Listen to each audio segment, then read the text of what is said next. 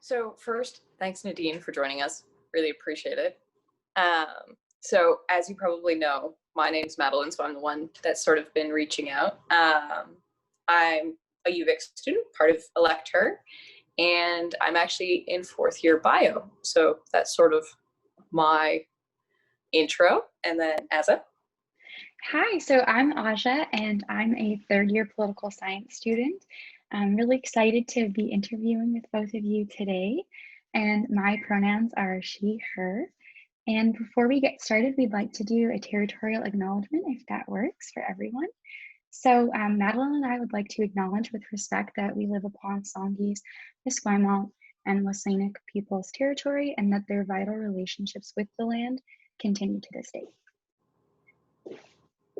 Yeah, so I know I kind of already gave Nadine a little overview, but so Elect Her is sort of, our goal is to highlight marginalized gendered and women who are in politics and sort of make sure that we inspire younger people, make sure we share the stories of those who are already part of the political community, and sort of highlight all the great things that women and marginalized genders are doing in the political world. And so here we are.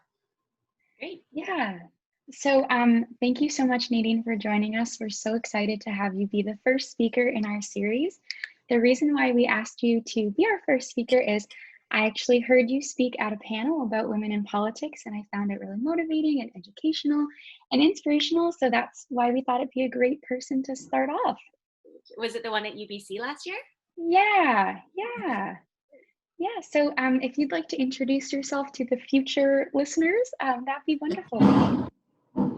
So my name is Nadine Nakagawa. I'm a first-term city councillor in the city of New Westminster, unceded territory of a number of different nations: Kakite, Musqueam, Squamish, Tsleil-Waututh, Coquitlam, Kwantlen, Stolo, and a number of the Cowichan tribes. And in fact, we don't even know which nations we have displaced from this land because we have done it in such a thorough way. So the City of New Westminster is doing a lot of work to better understand the connection that Indigenous people did have to this land before they were removed and make those connections visible. Wonderful. Well, I think that's a great start. If we can start with our questions. Madeline, would you like to go ahead? Yeah, so sort of throughout, we're just going to sort of cover your community work, how you ended up where you are, sort of here and there. If there's anything you'd like to add anywhere, feel free. But our first sort of opener was, what first sparked your interest in community work and activism? And then how did you kind of bring that into your role as a city councillor? Because obviously you're in so many different social justice issues and all of that. And it's amazing that you have the time for all of them. So sort of where did all that start? Well, I've actually been interested in politics since I was a teenager. So I remember, you know how sometimes when you're in high school, candidates come and do all candidates debates for high school students, even if they can't vote. And I remember being really taken with the way that one of the candidates talked about issues at the time. And I volunteered on a campaign, a federal campaign. And I wasn't honestly really welcomed in with open arms, which now surprises me because, like, as a teenager, I would think if I saw a teenager wanting to get involved in politics, I would be really excited about it. But then, you know, I moved to Vancouver. I'm originally from the island, and I got involved with a local political party, but I also did some frontline work. So I started doing a lot of volunteer work in the community, frontline social service work. So I worked in a homeless shelter for women and children and ran a low-barrier drop-in center. And I think really just tried to better understand the nature of issues and understand them from the people's experiences who were impacted. So again, I'm one of two, along with my colleague Chinu Das, we're the first people of color ever elected to New Westminster City Council. So that is in itself shocking, but really something. So I have a lot of experiences, you know, my own experiences of gender discrimination, of racism, etc. But I haven't ever been homeless. I haven't ever interacted with a lot of social services in that way. So I really wanted to, you know, experience those and understand how they impact people more directly. And then, you know, just got involved with other issues in the community, like housing issues. You know, obviously working in a homeless shelter, that's one part of the housing spectrum, but there's lots of other parts as well. Did some work on reconciliation locally. And again, I think that really city council, all politics is really just another form of community activism. It's another form of community work and community service. But local government in particular, because you are so close to people, and the sphere of things that you deal with, again, really impacts people in their day-to-day life. Like you really, like I'll go for a walk and bump into the mayor. And I don't think, you don't tend to bump into the prime minister when you're out walking. So I don't anyways. So I think it feels a lot more personal to people. And again, I think, when you're dealing with people who are involved in poverty issues or, these issues, it is something to say, well, we need to find you housing right now. We need to address the fentanyl poisoning crisis right now to save people's lives. But also we need to address the root causes that cause so many people to get there. And in activism, it's really hard to get to that root cause work. In social service work, you're really trying to just help people where they're at right now. I think activism and politics, you're trying to get to those root causes a little bit more deeply. And politics is a way to be at the table rather than influencing the people at the table. Both are valuable, both have pros and cons. I still try and do, I call it like insider outsider work, that I try and work in the system by having a voice and having access to like government ministers and whatnot. Then I also try and work outside the system with working with activists and building up their campaigns and supporting them in that. I think both are really valuable. I don't think one is more important than the other. But I also think that because women and gender minorities are so underrepresented, people of color are so underrepresented, renters are so underrepresented, it is important to step into that role and to show that people can be in this role and try and grind down some of the systems that are really make it more challenging once we're there in the first place. So I think it's all these things together of like not giving up on the activist background, still doing the activism, but also doing politics at the same time. Yeah, that sounds so interesting, and it totally helps illuminate how you ended up as a city councilor. Can you speak to a certain moment where really you decided, that's it, I'm going into politics today? Well, there wasn't really one moment. I think I've always been interested in it. But I think in the 2014 municipal election, I volunteered for the mayor, who I now serve on council with, Jonathan Cote, and he is actually a really good mayor. And I supported a team of candidates for school board and for city council, and they were all successfully elected.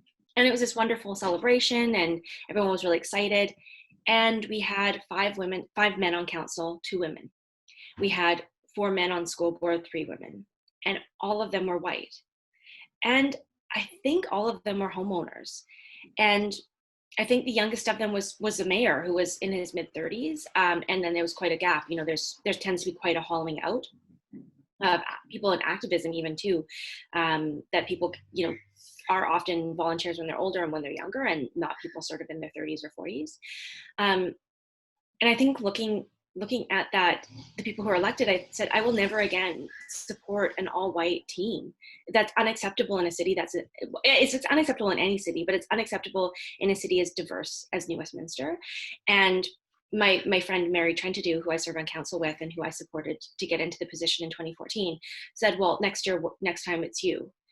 We need you to run. We need your voice there. So I thought, again, I ask a lot of people, a lot of women to run. I support a lot of women on campaigns.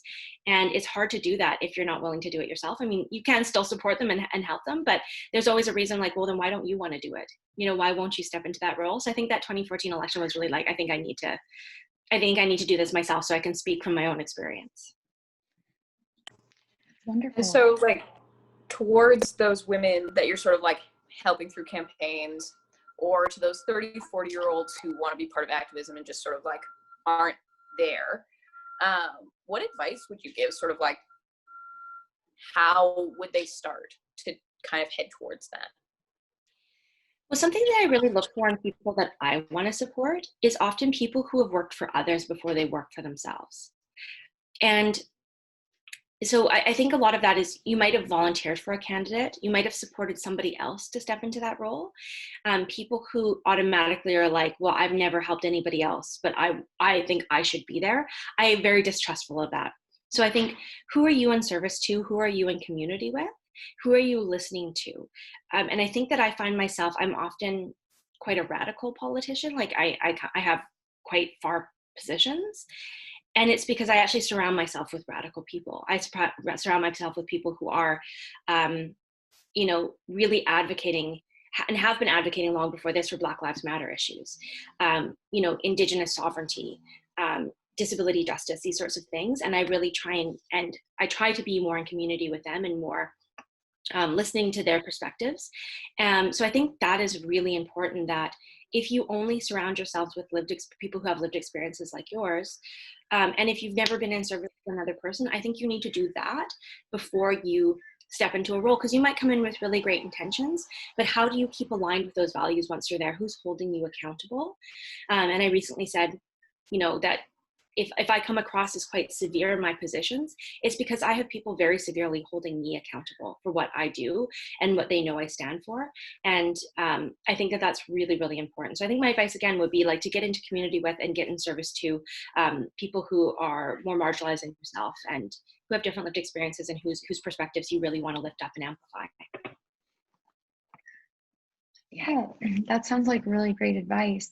And another question that we have about advice that you might give to a young woman or a person of marginalized gender that is interested in seeing themselves as an elected representative but might be struggling to see themselves in that role. Maybe they have self-doubt, maybe they don't know how the public will react to them.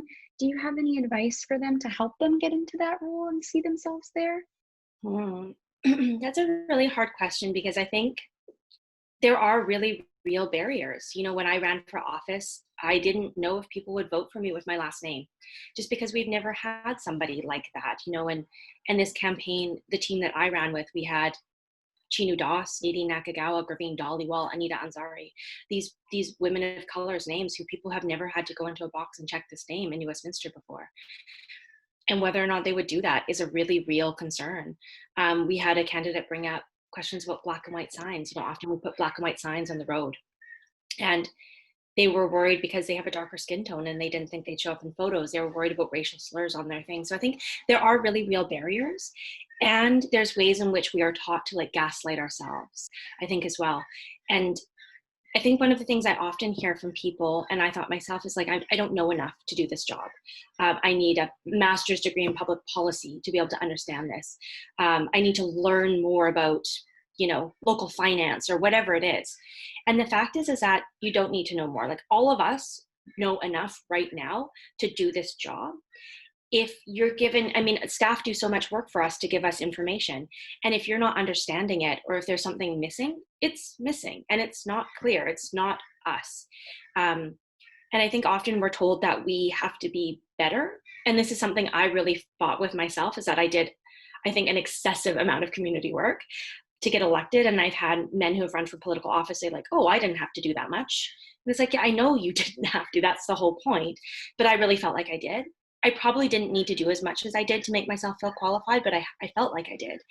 But I think this is part of this feeling that we're never good enough or we're never qualified enough. And I think the advice is just yeah, listen to people, do the work, learn, but also take some moments of joy and pleasure in your life too, because that is also a form of resistance, and that's a form of revolution, that women overworking and women doing free labor is also part of these systems of oppression. So I think trying to internalize some of that about not gaslighting myself and not replicating these systems in my quest to break down these systems.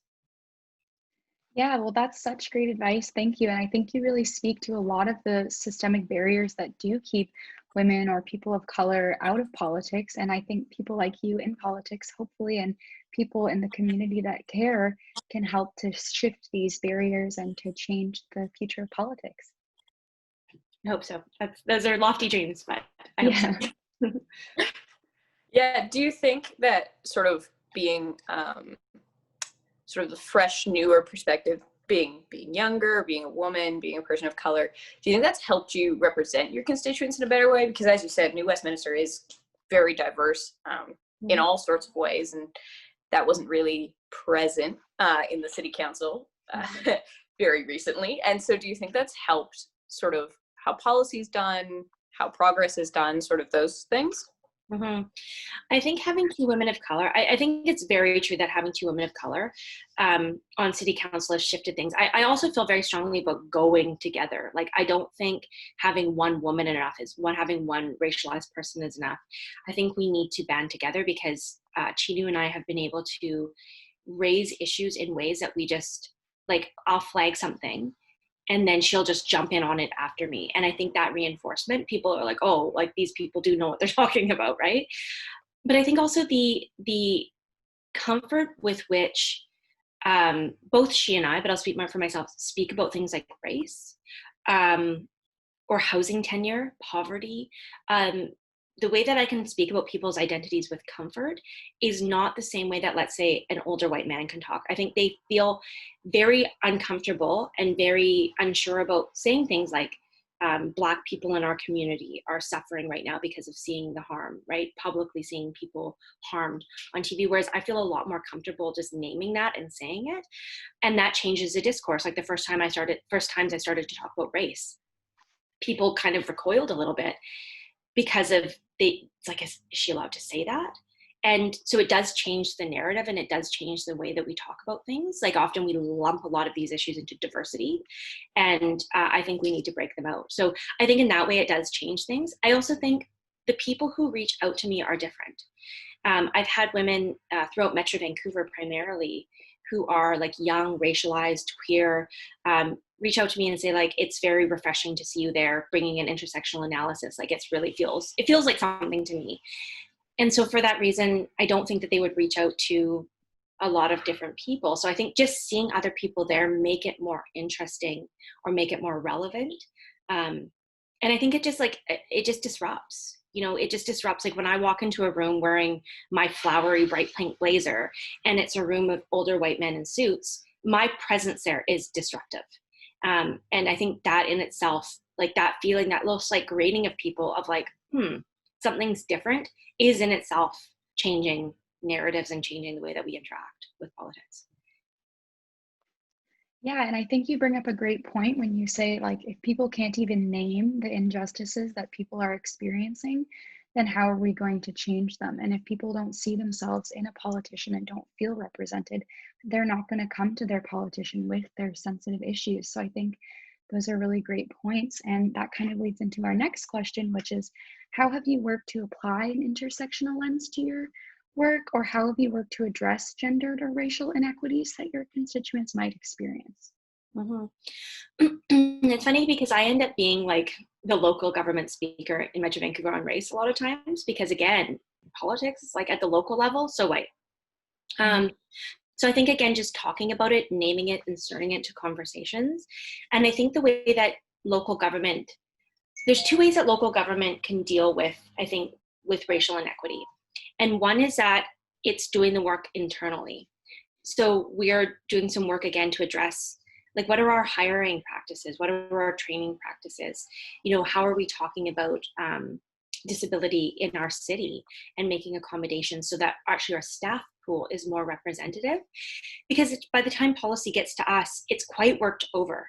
So, and we can't catch everything. So it's better if we have staff who bring these analyses, actually. And then the other way, I think, is just considering and understanding the way that people's lives are intersectional, right? Like housing policy is public space policy, and public space policy is transit policy. And we can't talk about bike lanes without talking about race. We just had, again, a Black person killed on a bike, right? Broader North American context. So I think that considering and talking about it in that way, like we can't separate out any one policy. We know that a lot of racialized people have been pushed out to the Fraser Valley in Metro Vancouver. So that means that transit is crucial when we're talking about COVID. We're talking about a lot of frontline workers are South Asian and Filipinx. So we have to be able to talk about those things. And I think like parse out that data and ask people questions about their identity in ways that are not tokenizing, but are will help us with understanding the nature of the issues and who's actually impacted, and then create the right interventions as a result. And cities, again, don't like to ask people their race. People don't like to ask questions about gender, and they often do it really inappropriately. So I think working through those things, if we have a public hearing, well, who's represented there, right? Is it all white people? Is it racialized people? What demographic? And then understanding who we're not hearing from, so we can actually go to those folks and find out what they need and want. Well, that's a great answer. Thank you. Yeah, and sort of moving off of that. So according to West Coast Leaf, BC has Canada's worst gender pay disparity. It is around 19%, which obviously is probably not news to you.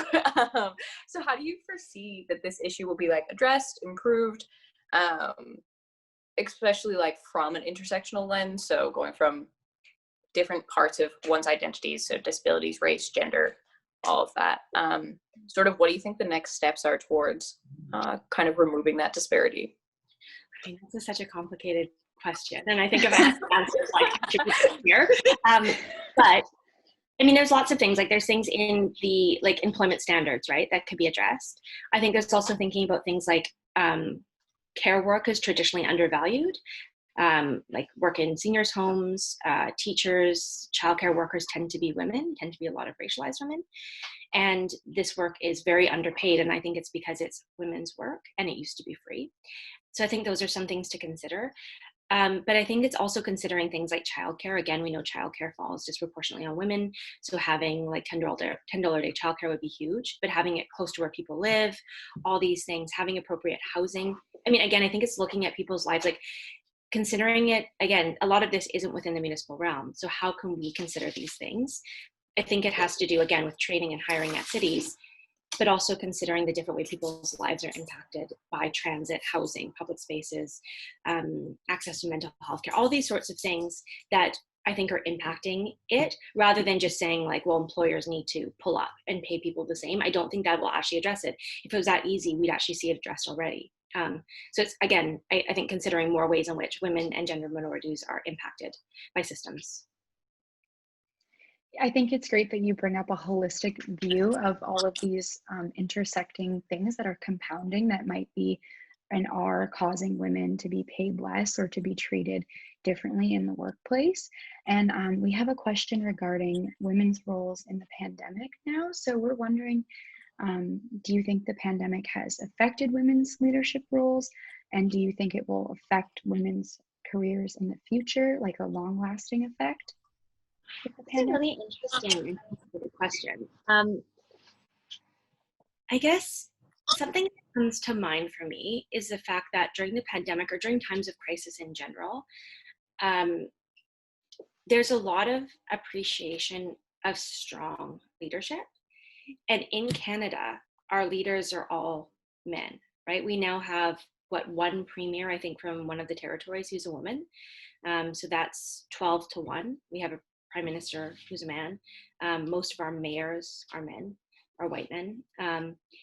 So I think that it actually could create barriers in the future. Like we know that, like in BC, John Horgan is polling very, very high. So I think it makes it harder for women to break into leadership when people are liking leadership and strong leadership. I think that's one thing. Again, I think that the caregiving tends to fall disproportionately on women. So women are picking up elder care, women are picking up child care, women are picking up care for neighbors and community members. And the mental health strain of that is immense. You know, we talk about things like emotional labor that women tend to do as well. So I'm not really sure how that's going to play out, but I do hope that a lot of things that people and activists have known for a long time, like what is happening in seniors care, both for seniors, but also for the workers in there.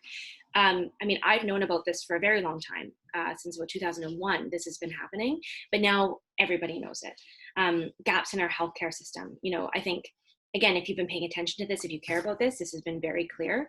Mental health care, all these, you know, housing, evictions, those sorts of things. A lot more people are aware of these things. So hopefully that means that there will be incentive to change them.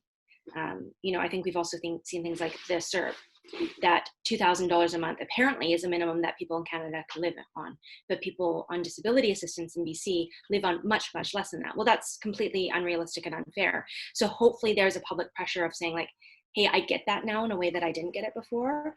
I now support it being changed and I care about it. I know that what happens to my neighbors impacts me. So yeah, I think it's a hard one to answer, but it'll be interesting to see how all these things shake down. Yeah, I think you bring up some really excellent points about maybe how harder it might become to change up the political status quo during a crisis, but hopefully maybe how the crisis has really underlined for many people things like the shockingly low amount of money that people on disability receive. And obviously that would affect people that need childcare or need to get back to work or have affordable housing. It's all very compounding issues. Yeah, and sort of with that, having all these issues that do sort of interconnect and end up becoming much more complex than they seem when we type out these questions initially. How do you stop yourself from kind of getting overwhelmed by just the vast amount of work that still needs to be done just to find equality and representation, not just in the pandemic, but sort of just in general in day-to-day life? I guess the answer is I don't. I mean, it's very it just it's true. It's overwhelming, and it's sometimes really bleak of like how small we all are. Like people will say to me, "Well, you're like at the table, like you get to do something about it." It's like, oh, very, very little though. At the end of the day, right? Like it's chipping away at these monolithic structures, and when really I want to upend them, and the tools to do that aren't there. So I guess it's just really trying to focus on and work with people who are doing other work, because like again, nobody does anything by themselves, right? Nobody gets elected by themselves. Nobody ever somebody recently said that me and Bo and Ma saved the transit system because of the chat. And I was like, oh gosh, no, like no way, nobody ever does that by themselves. It's always huge teams of people, and a lot of the invisible work actually, right, is what the better work is. The really public facing work is usually the less tiring. But I guess it's just like remembering that you're with people and that there's people that you can work with on issues. And I also think just I'm trying to learn to say no to more things because I want to change everything and I can't change everything. So it's trying to do a few things and having enough energy to really invest in those. But yeah, it's bleak and people are struggling and it's really hard. Yeah, well, I mean, it's hard not to feel burnt out sometimes or feel like you can't change anything when there's so many issues that we in our society go through. But it seems like you have a really strong community that you work with to keep on the good work. And we are wondering maybe what your next steps are or your vision towards your next project or social justice work. Mm-hmm. Ooh, it's interesting. So one of the things that I'm working on right now is I'm actually planning to launch a campaign school for local government for people who are underrepresented. So whether that's gender minority, people with disabilities, racialized people, simply because if you look at local government across Canada, if you look at the mayor's table in Metro Vancouver, I think it's 23 mayors, there's 3 women. That's just simply not good enough. And all of them are white. There's so many ways in which people are underrepresented. And I think local government is often seen as like a farm team for senior levels of government, that you start in local government and then you run for mayor or MLA and then MP or whatever it is. Sometimes that's true, sometimes it's not. But if we look at local government like that sort of training ground, then if we have an underrepresented local government, then we're having less people to pick from. So we're continuing up the chain. So there's so many women, there's so many people of color, there's so many amazing activists that I know who would be amazing in local government. And I think the training school is really to consider, it's not as much, like I've been to a lot of campaign school kind of things, and it's really about considering like why you want to run, who you're in community with, what your relationship to power is. And I think just making people feel confident that they can be both a candidate and a councillor or mayor or school trustee or parks board trustee or whatever it may be, because they can, and sort of breaking that down and recognizing that the feelings that they have are not a reflection of their own skill and experience. It really is a reflection of the system trying to keep them out, and talking about those things. Because I also do feel like, I'm a really big fan of Shamarki Dubo in the city of Victoria. He's amazing. Christine Boyle in the city of Vancouver, Amy Lubick in Port Moody. And we try and like bounce ideas off each other, support each other, amplify each other. And you really do need that because it's a weird job, right? Like it is a weird job to be in, that the entire public feels that they can come at you and criticize you. And sometimes it's nice to have people, even if they're not in your city, recognizing what you're going through, recognizing your good work, amplifying it. So we need to take over local government tables across the whole province, I think, to actually see the kind of changes that I want to see. So that's, I think, what I'm most excited for. Well, that sounds really exciting, and it sounds like you have a great network with other city councilors, and I'm really excited to hear about your campaign school idea. I did a mentorship with the City of Vancouver back when I lived in Vancouver for young women interested in politics and for especially women of color, and it was really wonderful experience. I'm really excited to hear that you're going to do something similar. Mm-hmm. Well, and then I was just going to, so you've mentioned a few times kind of like why run for, like find your why of why you want to run for politics, and sort of values sort of those foundations to becoming, like why you want to become a politician. Sort of what was your why? Well, I mean, I care really deeply about a lot of issues. One was reconciliation, truth and reconciliation, decolonization. New Westminster is a historical capital of BC. And again, like I said, when I was talking about land, we've invisibilized nations here, and we're so far behind in any reconciliation work. So that was one reason why I wanted to run, is I really just wanted to bring that up over and over and over again. Housing issues, dealing with the whole housing spectrum, but I think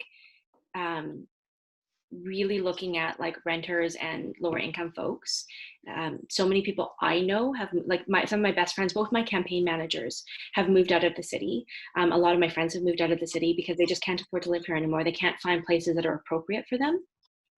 So again, I think having that like younger experience, a lot of counselors tend to be homeowners and they've lived in their homes for 30 years. It's not as prescient to them. It's not as pressing. It's not as real in their lives. I think that's a big one. Public spaces. I feel really strongly about access to green space. New West is a very dense city. It's really built out. And there's lots of reasons why public spaces are important, but also who gets access to public spaces, right? Like bringing that narrative into it, which I felt like was missing. So many issues. Public engagement. Again, so low voter turnout elections, but also who shows up to cities and talks to cities. It's not acceptable. And I think, again, just continuing to insist that we need to do more to bring in more voices, that's really it. Because I think once you actually have the public engagement piece, that's when you'd be able to transform policy, because you'd hear different perspectives. But those, I mean, there's so many reasons why, but those really are the big ones. That's wonderful. And we also were wondering, along your journey to become a politician, after your why, what was the biggest learning opportunity or experience that you went through to get to your position today? Well, again, I think doing frontline service work was a really good experience of like trying to navigate systems and recognize like how hard they are. I think for a lot of folks, it's like, hey, just call up BC Housing and get on the list. It's like, oh no, BC Housing is like a 9-year wait.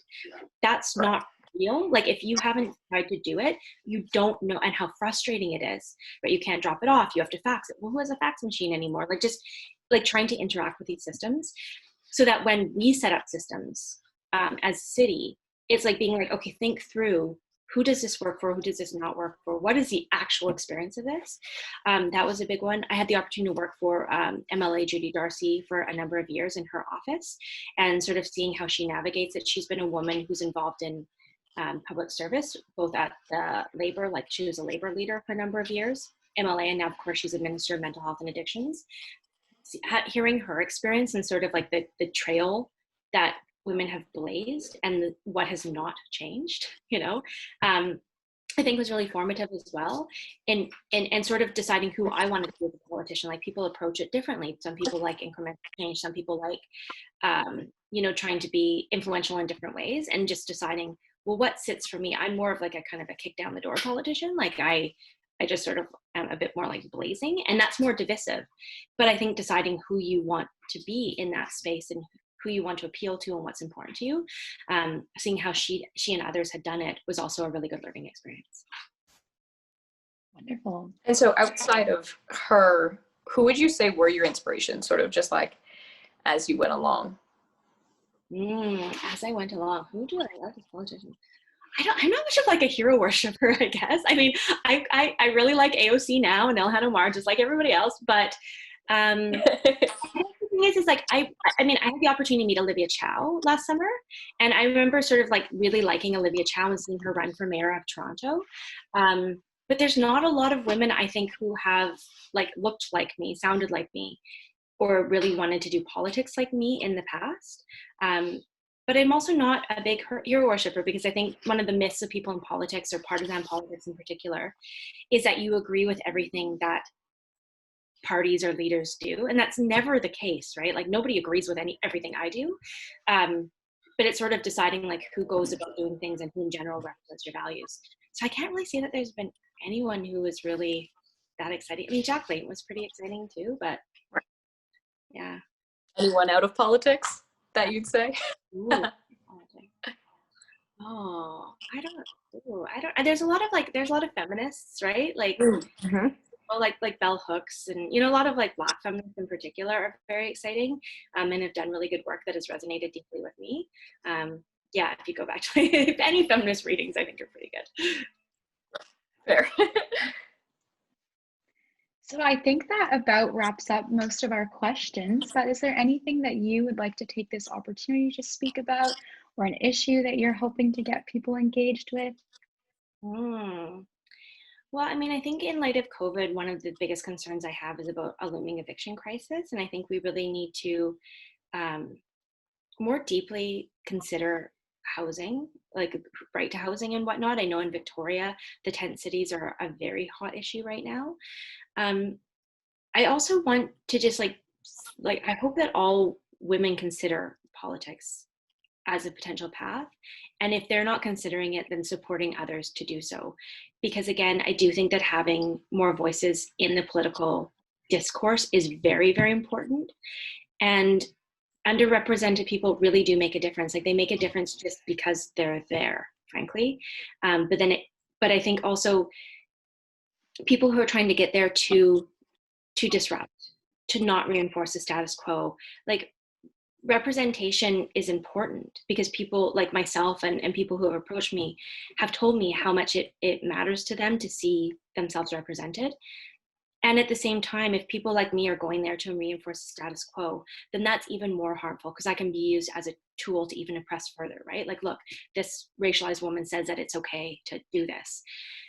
So we really need to, I think, understand people's motivations and encourage them to actually represent the needs of the communities that they purport to represent.